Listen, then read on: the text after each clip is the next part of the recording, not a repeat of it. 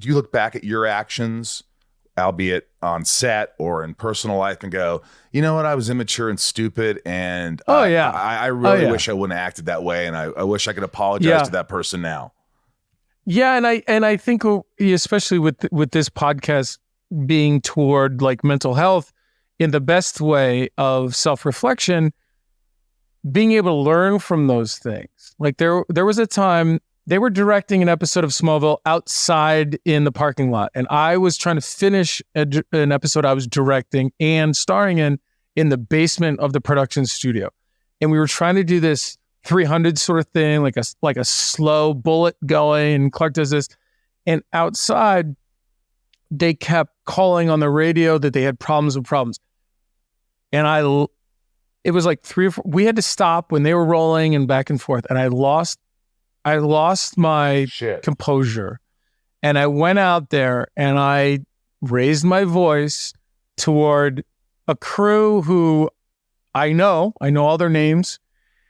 And the first AD comes over and says, Tom, I need you to, and I'm like, I'm not going to calm down.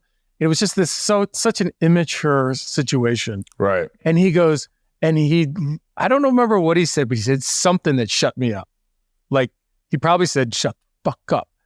And he pointed up in the sky, and there was a crane with a light with a 5K or 2 up there. Mm-hmm. And it was moving like 10 feet.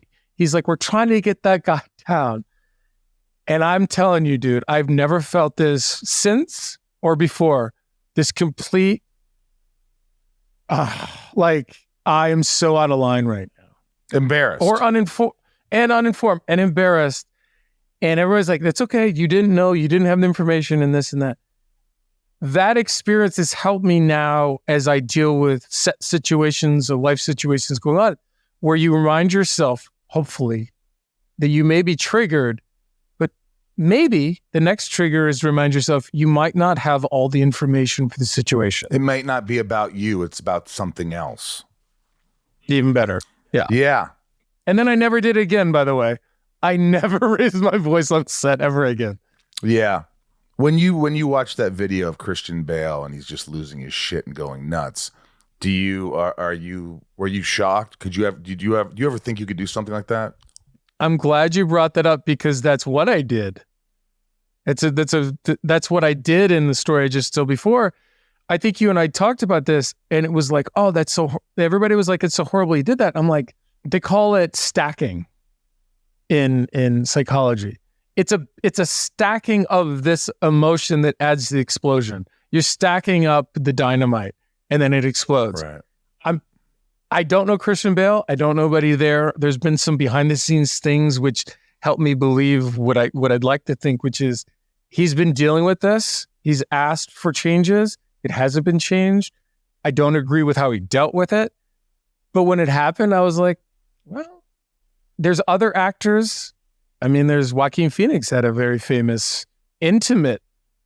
Why they leaked this information is actually kind of horrible to me. I think it's a good thing, because if you leak that sort of information, I mean, look, there should be privacy and no one should have that. But like somebody was like, the guy who grabs the tape or the film and takes and gets it transferred. He's like, you know what? I'm going to take a copy of this and no one's going to know it was me. And I'm going to air it because this guy's a fucking asshole. Now, I think he's a brilliant actor, Christian Bale.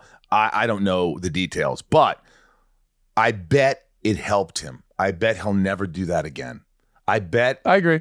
If something is presented to you where you see yourself in another light and you don't like it, that's when you make a change. When you hit rock bottom is the only time that you realize your issues, your what's the word? Your freaking personality, the way you handle things affects other people, and there's consequences. I think when you see that, that's the best chance you have to make changes. I have a friend of mine who, and I'm not going to say his name because he's he's literally too famous to mention. And 30 years ago, he did a film with a very famous director. And I'm sorry to be that guy who's not naming names, but here's the situation.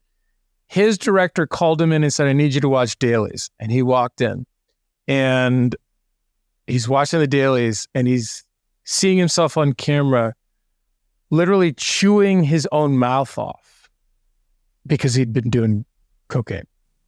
Oh, wow. And the director was like, I want you to see this. And the story was told to me as a coming to Jesus moment for him.